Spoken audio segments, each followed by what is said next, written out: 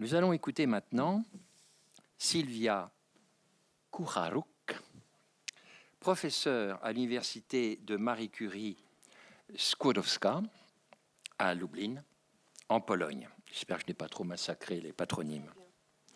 Elle travaille sur la littérature contemporaine, notamment de langue romane et singulièrement francophone. Ainsi, des œuvres d'Anna Langfuss, de Matei Wiśniek et de Jean Anouilh. Et c'est à propos de ce dernier qu'elle intervient aujourd'hui pour nous parler, alors ça c'est un sujet qui m'intéresse de plein fouet, des métadrames à caractère délusoire dans son œuvre dramatique, la notion de métadrame. Nous vous écoutons. Bien sûr. Merci. Lorsqu'on parle d'illusion au théâtre, il est impossible de ne pas évoquer l'esthétique du théâtre dans le théâtre. Définie par Patrice Pavis comme un jeu de surillusion, forme ludique par excellence dans laquelle la représentation est consciente d'elle-même et s'auto-présente par goût de l'ironie et de recherche d'une illusion accrue, elle repose en effet sur une réflexion et une manipulation de l'illusion.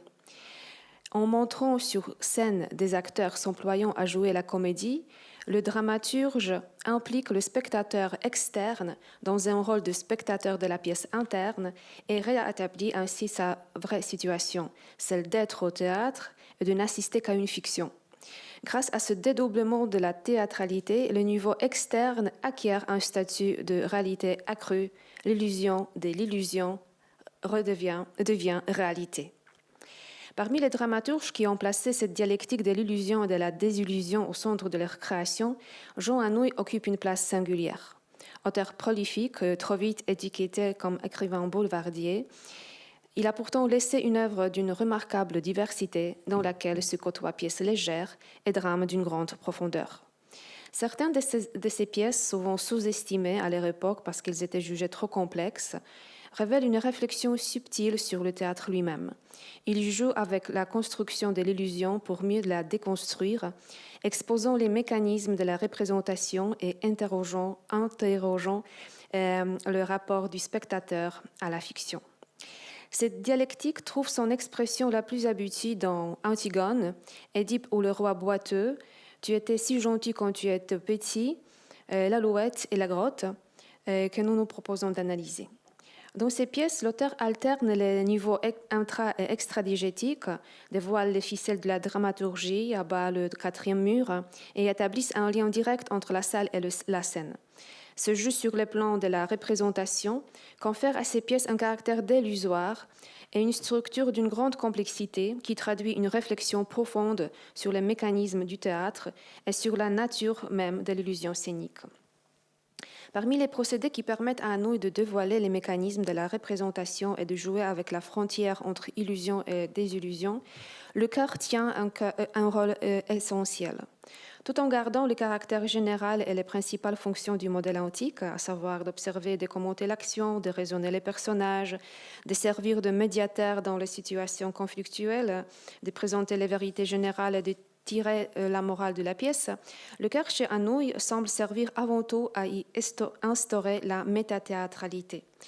Son rôle s'inscrit incontestablement dans la définition métathéâtrale du chœur proposée par Tadeusz Kobza dans Théâtre, miroir, métathéâtre et de l'Antiquité au XXIe siècle.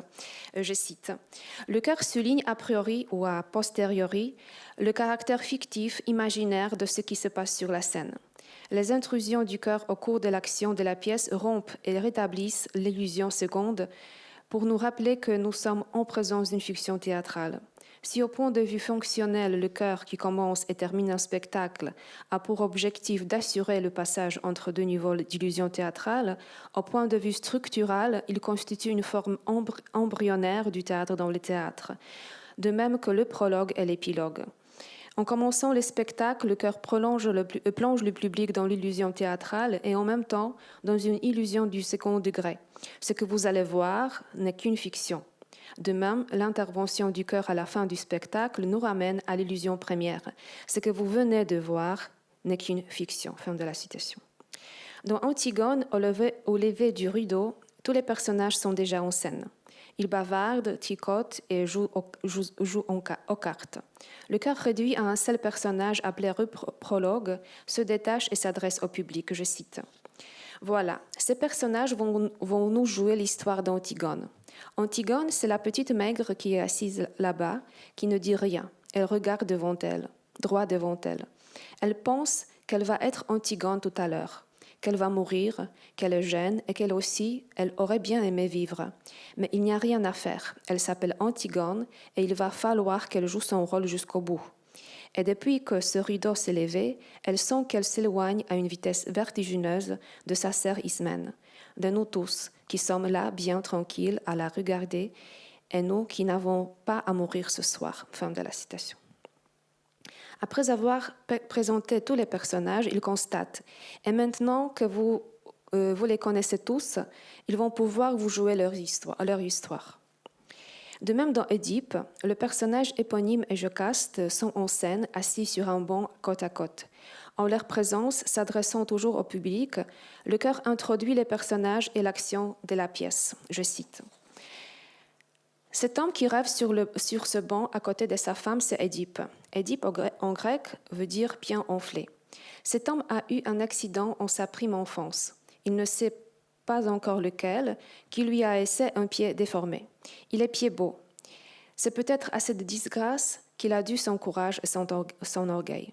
Cela commença dans Thèbes, par une petite fille malade que les médecins regardaient mourir sans comprendre. Puis d'autres morts d'enfants suivre. Et bientôt, après les enfants et les vieillards, les adultes se mirent à périr aussi en grand nombre. Alors ils sont venus trouver Oedipe, leur roi, pour lui demander de les sauver une deuxième fois. Et c'est ainsi que l'histoire commence.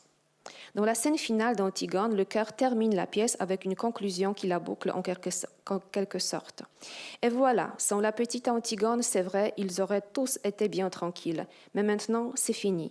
Ils sont tous de même tranquilles. Tous ceux qui avaient à mourir sont morts. Ceux qui croyaient une chose et puis ceux qui croyaient le contraire, même ceux qui ne croyaient rien et qui se sont trouvés parmi l'histoire, ils sont pris dans l'histoire sans rien comprendre.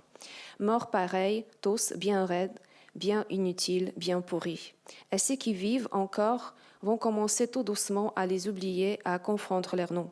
C'est fini. Antigone est calmée maintenant, nous ne saurons jamais de quelle fièvre. Son devoir lui est remis.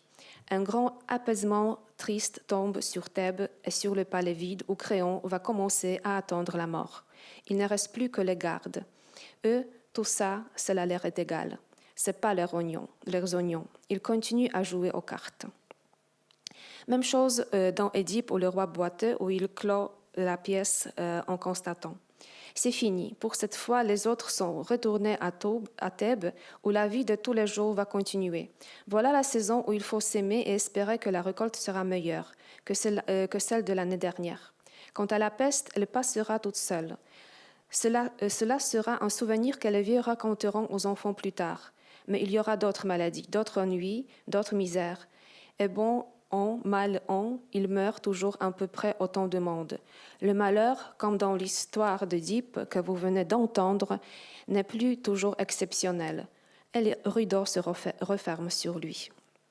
Dans ces deux œuvres, le rôle du chœur, consistant à empêcher l'emprise directe de l'illusion sur le lecteur-spectateur, semble prévaloir sur les autres fonctions, ces interventions étant plus rares que celles du chœur antique dans les hypotextes. Dans Tu étais si gentil quand tu étais petit, nous avons affaire à un procédé intéressant de double encadrement qui se manifeste par la présence de deux narrants, le chœur mythique et le chœur moderne. Le premier se situe au niveau de l'histoire mythique qui se retrouve dans la pièce encadrée. Il est constitué des deux suivantes d'Electre et prononce ses répliques empruntées à la traduction de Paul Mazan des Coëphores d'Eschyle, la pièce encadrée étant un collage de cette dernière. Ce chœur semble être dépourvu de fonction métathéâtrale car il commente plutôt le signifié du jeu et non le signifiant, contrairement à celui de la pièce cadre. Il est constitué d'un orchestre et il sert d'accompagnement musical à l'histoire mythique. L'orchestre constitue un public qui commande les faits et gestes des personnages de l'intrapièce. Au lever du rideau, il entre en scène pour s'installer avec ses instruments sur un podium sur le côté de la scène. Par sa conversation, il expose la problématique de la pièce intérieure et abolit l'illusion. Ce sont des courtes phrases, comme la remarque de pianiste concernant les Atrides. Je vais distribuer les partitions, ils ne vont plus tarder à commencer. Ou de la violonceliste qui demande « Qu'est-ce qui se passe? Ils ont commencé avant notre premier lamento ?» qui interrompent de manière significative le cours de l'action. La pièce n'étant pas divisée en actes et en scènes, c'est le pianiste qui lui donne sa structure approximative en annonçant, par exemple, « Attention, ça va être à nous, c'est l'entrée d'Oreste. » Au plus loin, et voilà, fin de la première partie. À la fin de la pièce, la distinction entre le niveau narratif et la mimèse s'efface. On voit les membres de l'orchestre intervenir dans l'action. Les musiciennes frappent Oreste à l'instar des araignées, tandis que le pianiste le protège contre elles et les chasse.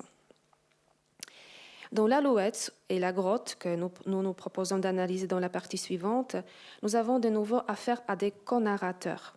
Mais contrairement au double cœur du « tu étais si gentil quand tu étais petit », ceux-ci entrent en interaction. Il s'agit de Warwick, le personnage de Warwick et Cochon, dans le cas de l'Alouette, et dans la grotte, des personnages de l'auteur et du commissaire. Le rôle principal de co-narrant dans ces deux textes semble consister paradoxalement à narrer par le dialogue le spectacle qui est en train de se faire. Dans l'Alouette, le comte de Warwick et Cochon organisent dès le début le jeu des personnages. Comme l'indique la didascalie initiale, au lever du rideau, la scène dont le décor est toujours neutre est d'abord vide. Les personnages entrent ensuite par petits groupes et décrochent leurs casques ou certains de leurs accessoires qui avaient été laissés sur scène à la fin de la précédente représentation. Ils s'installent sur les bancs dont ils rectifient l'ordonnance. Ils sont suivis de Cochon et de Warwick, dont le dialogue initial introduit l'idée maîtresse de la représentation du procès de Jeanne d'Arc, auquel nous allons assister. Warwick pose la question suivante. Nous sommes tous là? Bon, alors le procès, tout de suite. Plus vite elle sera jugée et brûlée, mieux cela sera pour tout le monde. Enfin, je l'ai, ma pucelle. Je la juge et je la brûle. Cochon freine son élan en disant « Pas tout de suite, elle a toute sa vie à jouer avant. Sa courte vie, ce ne sera pas bien long, monseigneur. » Warwick demande alors inquiété « Vous n'allez pas vous amuser à refaire toutes les batailles tout de même ?» Cochon lui répond « Rassurez-vous, monseigneur, nous ne sommes pas assez nombreux pour jouer les batailles. » Après ces paroles, il s'adresse à Jeanne comme un metteur en scène à une actrice. « Tu peux commencer. » Jeanne commence alors à raconter ses visions et les étapes suivantes de sa vie. Cette narration prend vite la forme de scènes plus ou moins courtes, qui sont en quelque sorte une reconstruction de faits historiques, parfois de rêves de l'héroïne, et qui sont entrecoupées par les interventions de Warwick, de plus en plus pressé d'arriver à la scène finale. Je cite « Mais si nous allons de ce train, nous n'arriverons jamais au procès. Nous ne la brûlerons jamais. Qu'elle la joue, sa petite histoire, puisqu'il paraît que c'est nécessaire. Mais vite, et qu'on en arrive à l'essentiel. Alors dépêchez-vous de lui faire raconter sa petite affaire et brûlez-la, qu'on n'en parle plus. » Les scènes jouées sont entrecoupées par des dialogues des narrants qui présentent toujours des commentaires plus ou moins explicites de la réalité représentée, ou parfois contiennent aussi des vérités générales, comme dans les cas du chœur antique. En guise d'exemple, voici le commentaire d'une scène qui vient de se dérouler entre Jeanne et Baudricourt. Je cite Warwick. « Évidemment, cette fille avait quelque chose. J'ai beaucoup apprécié cette façon de retourner cet imbécile en lui faisant croire que c'était lui qui pensait. » Cochon. « Pour mon goût, je trouve la scène un peu grosse. Il faudrait tout de même qu'elle trouve mieux avec Charles. » Warwick. « Seigneur évêque, dans votre métier et dans le mien, nos ficelles valent les siennes. Qu'est-ce que gouverner le monde? C'est la trique et la houette de Pasteur. Sinon, faites croire à des imbéciles qu'ils pensent d'eux-mêmes, ce que nous faisons penser. Pas besoin de l'intervention de Dieu là-dedans. C'est en cela que cette scène m'amuse. » Le rôle de ces deux narrants ne se limite pas à commenter et à narrer l'action. Ils sont aussi les arrangeurs du spectacle qui s'organise sous nos yeux. Tout au long de l'action, Warwick et Cochon décident du déroulement des scènes. À un moment donné, Warwick demande par exemple qu'on joue la scène de Chinon. « Mais écoutons plutôt Chinon, monseigneur. J'ai le plus profond mépris pour ce petit lâche de Charles, mais c'est un personnage qui m'a toujours amusé. » Après avoir assisté à cette scène, il éclate d'un rire de fond et s'avance vers Cochon en disant « Évidemment, de la réalité, cela ne s'est pas exactement passé comme ça.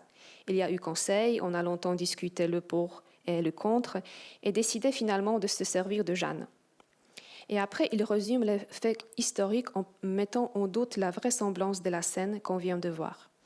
Jacqueline Blancard-Cassot constate à ce propos, je cite, « Ainsi, ce qui s'est présenté comme une longue plongée dans le passé vécu apparaît a posteriori comme une scène de théâtre, non pas même reproduite d'après des souvenirs à la façon des précédentes, mais bien réinventée.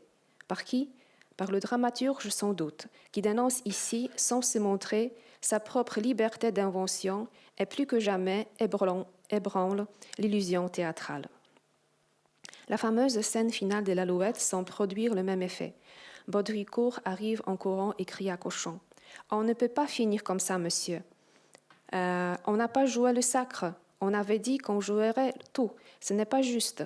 Jeanne a droit à jouer le sacre et dans son histoire. Heureusement que je suis arrivée à temps. Les imbéciles, ils allaient brûler Jeanne d'Arc. Vous vous rendez compte ?» Ensuite, comme l'indique la didascalie, les personnages élèvent un autel au fond de la scène avec les moyens du bord, à la place du bûcher. Celui-ci avait été construit sous les yeux du public par les personnages, avec les bancs qui, au début de la pièce, avaient servi à représenter le tribunal. Cette manipulation du décor devant le public, entremêlée de la narration des narrants, crée l'effet de théâtre à l'état naissant, comme l'a noté Eva Androuchko. Dans la grotte, on peut observer un effet semblable, bien qu'obtenu grâce à des procédés un peu différents. Dans cette pièce, en effet, l'illusion est constamment rompue par le personnage de l'auteur qui d'emblée annonce au lecteur-spectateur. Ce qu'on va jouer ce soir, c'est une pièce que je n'ai jamais pu écrire. Le personnage annoyant de l'auteur semble s'inscrire dans la définition du briseur d'illusion proposée par Patrice Pavis, je cite. Un personnage narrateur qui prend le relais de leur créateur et joue alors le rôle identique à celui du narrateur de roman. Commentaires, résumés, transitions, chansons, sons sont autant de formes spécifiques du personnage narrateur. Il devient impossible de distinguer ce qui appartient au rôle du personnage, ce qui peut vraisemblablement narrer, et ce qui est transposition directe du discours de l'auteur. On passe constamment de la fiction interne à la pièce, où la présence du narrateur est motivée et justifiée par la fiction, à la rupture de l'illusion lors des adresses au public. L'incipit de la pièce est d'autant plus significatif qu'il permet d'emblée de la rapprocher de la fameuse œuvre de Pirandello, 6 personnages en quête d'auteur, une pièce à écrire. D'ailleurs, l'auteur s'y réfère lui-même un peu plus loin en s'adressant toujours au public. Je cite « La pièce de ce soir n'est pas faite, elle est à faire et on compte particulièrement sur vous. J'entends un critique qui dit à l'oreille de son voisin qu'il a déjà vu cela dans Pirandello. D'abord, vous vous apercevrez que ce n'est pas exactement la même chose, et puis ensuite, cela prouverait seulement qu'il a dû avoir des ennuis avec une pièce, lui aussi, Pirandello. » La première partie de la longue introduction faite par ce personnage n'est qu'une sorte d'avertissement sur la singularité de l'entreprise. Il envisage même un éventuel remboursement des billets à la sortie pour ceux qui n'auront pas compris ce que cela aurait ennuyé ou ceux qui auront trouvé cela vraiment trop ignoble. Il est à noter qu'en s'adressant ainsi au public, l'auteur parle aux spectateurs en chair et en os qui sont venus voir la grotte. Il se place d'emblée au niveau extradigétique de la pièce. Ensuite, il expose les éléments constitutifs de la pièce en soulignant en même temps les difficultés qu'il a rencontrées à sa création, explique l'intrigue et les relations entre les personnages en entrecoupant toujours son monologue par ses adresses au public, comme par exemple « Mais je suis en train de tout vous dire, vous comprenez tout cela tout seul » ou « Enfin, vous verrez bien, si vous explique tout, ce ne va plus être drôle ». et ne cesse de souligner à plusieurs reprises le caractère inachevé et imaginaire de la pièce. Il dit par exemple « Cette pièce, si cela avait été une vraie pièce, je l'ai espéré un moment, devrait s'appeler la grotte ». L'auteur éclaire ensuite les méandres de sa création, lesquels à plusieurs regards rappellent ceux de l'auteur de 6 personnages. Il prétend que certains éléments de la fiction se sont imposés à lui et qu'il n'a pas eu d'autre choix que de les accepter. Comme les personnages pyrandéliens, ils sont surgis de l'imaginaire de son créateur et se sont présentés devant lui comme des créatures autonomes. Les personnages anouilliens semblent acquérir une indépendance similaire. Il avoue, en s'adressant toujours au public, « Car je ne vous l'ai pas encore dit, mais la cuisinière de la maison a été tuée d'un coup de couteau. Je crois, je n'en suis pas sûre, dans des circonstances qui n'ont jamais été très claires, même pour moi. » Et il annonce la première scène. On va pouvoir commencer la première scène, celle qui était écrite, et après on verra. Il se retire ensuite dans un coin et assiste à la scène. Il commente le déroulement de l'action, souligne l'importance de quelques détails révélateurs des relations entre les personnages et qui pourraient échapper au public moins attentif, évoque le passé des personnages pour compléter leur portrait et éclaircit les motifs de leur comportement. Il s'attendrit même sur le sort de quelques-uns, explique que c'est pour rendre hommage au personnage d'Adèle qu'il aurait voulu écrire cette pièce et qu'il tient tellement à la réussir. La réussite de la pièce devient d'ailleurs l'objet d'un débat entre lui et le commissaire. Ce dernier souligne l'importance du côté policier du déroulement de l'action, car seulement lui, grâce au suspense, le public ne s'ennuie pas. Après une vive discussion, l'auteur cède au commissaire. « Eh bien, allez-y, mon vieux, allez-y donc, puisque cela vous démange. Jouez-les, vos autres scènes.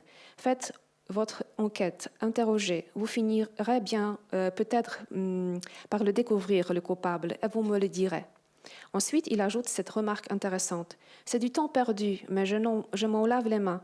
Je vous dis tout de suite que ce n'est pas cela la vraie pièce. » Il interrompt pourtant au bout du moment la scène de l'enquête en reprochant au commissaire quelques inexactitudes par rapport à l'action, en prétendant que ses interrogations ne la feront pas avancer, que sa façon de procéder ne mène à rien.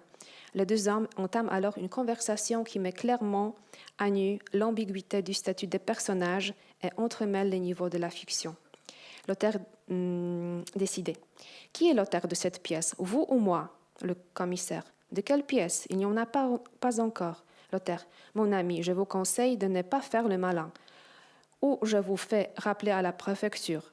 Un coup de téléphone et on m'envoie un autre inspecteur moins encombrant. » Le commissaire. « Ce sera contraire à toutes les règles de la construction dramatique. » L'auteur. « Au point où j'en suis, les règles de la construction dramatique, vous pensez bien que c'est le cadet de mes soucis. » Fin de la citation. Quand le commissaire se mêle d'un dialogue entre Adèle et l'auteur, celui-ci lui jette agacé. « Taisez-vous, vous n'êtes pas là. » Et finalement, il l'emmène dans les coulisses en disant « Si vous voulez bien vous asseoir avec les autres et attendre sans rien dire, comme eux, vous me ferez plaisir. » Avant d'ajouter « Oh, je me demande bien pourquoi je l'ai inventé celui-là. »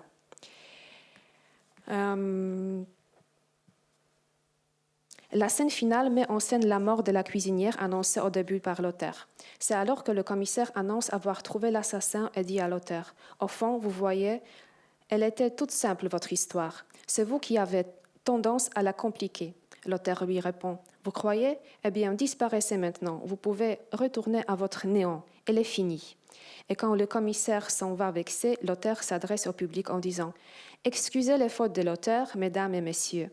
Mais cette pièce-là, il n'avait jamais pu l'écrire, bouclant ainsi de façon évidente la représentation. » L'intérêt de la pièce que le public et les critiques ont d'ailleurs jugé trop compliquée à l'époque réside justement dans le fait que le jeu prédomine à tous les niveaux, dans le processus de la création théâtrale et dans le mécanisme d'une représentation qui décortique cette création même.